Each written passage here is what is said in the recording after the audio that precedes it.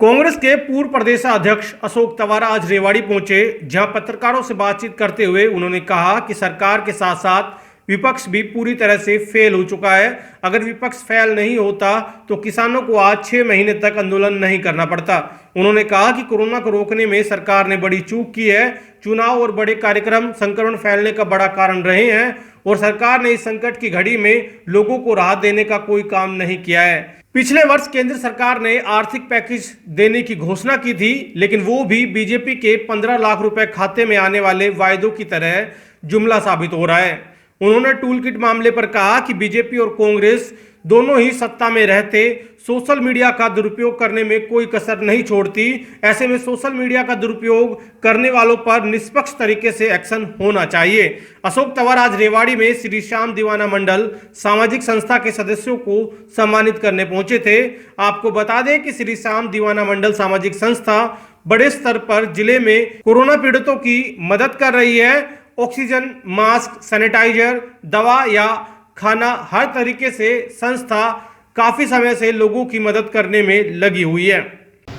अगर सत्ता पक्ष फेल हुआ है तो विपक्ष भी पूरी फेल होगी। अगर विपक्ष फेल नहीं होती तो यहाँ बॉर्डर पे किसानों को इस तरीके से 6 महीने नहीं बैठना पड़ता। आज चाहे हम कांग्रेस शासित राज्य देख लें, चाहे भाजपा शासित देख लें, तो सभी हर मोर्चे पे कोई और दूसरे दल देख लें, तो एक बड़ी अजीब स्थिति इस देश में पैदा हो गई है कि जो वर्तमान नेतृत्व है उससे लोगों का मोह भंग होता है। एक कोरोना जैसी जो महामारी थी, अब ब्लैक फंगस आ गया, तो कहीं ना कहीं केंद्र सरकार, राज्य सरकार भी कहीं चूक रही है इसको निपटने के लिए। बिल्कुल चूक हुई है।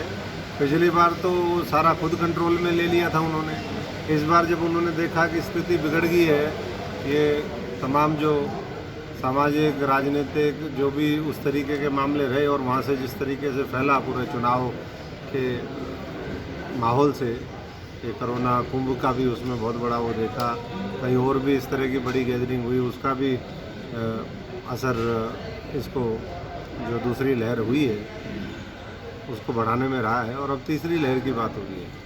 तो निश्चित तौर पर जिम्मेदारी सबको लेकर के और इसका समाधान निकालने का प्रयास करना है। उसके अलावा बिल्कुल मैं समझता हूँ कि सरकार, लोग जो छोटा व्यापारी है, दुकानदार है, छोटे उद्योगपति हैं, वो सब लोग ये कहते हैं हमने तो इन सरकारों को आज़ादी से लेकर के आज तक पाला है जी। पहली बार देश के अंदर इतना बड़ा संकट हुआ है कि व्यापारी खत्म होने की कगार पर है। मजदूर के हाथ को काम नहीं है, लेकिन राहत के नाम पर तो कुछ नहीं मिला है। 22 लाख करोड़ का पैकेज अनाउंस कर दिया।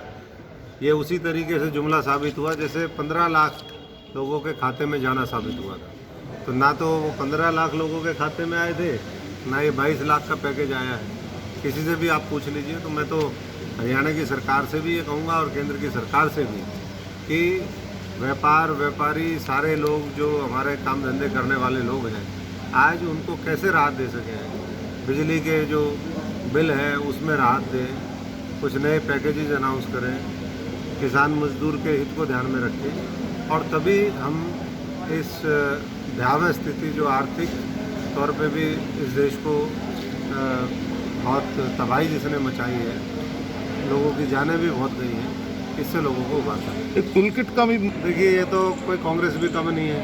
सारे लोग मिलकर के जहाँ जिसका मौका लगता है वो सब, ये जितने भी सोशल मीडिया प्लेटफॉर्म हैं, इनका दुरुपयोग सत्ता पक्ष के माध्यम से होता है जी। आज भाजपा है वो कर रही है, कभी कांग्रेस इसको करती थी, आगे कोई और कर सकता है। लेकिन कठोर अगर कानून होंगे और कानून का अगर राज होगा, संविधान के हिसाब से अगर देश चलेगा, तो इस तरह की घटनाओं की पुनरावृत्ति नहीं होगी। और इसके ऊपर मैं समझता हूँ कि सरकार को भी कठोर जो कानून है उसको सख्ती से लागू करना पड़ेगा। ऐसा नहीं कि उनके खिलाफ है तो उसको लागू कर दो और किसी दूसरे के खिलाफ है तो उसको रियायत दे दो। तो जितने भी ये बड़े प्लेटफॉर्म हैं, ट्विटर है, इंस्टाग्राम है, व्हाट्सएप है, फेसबुक है, ये कुछ ना कुछ गड़बड़ तो करती है, मैनिपुलेशन तो होती है जी।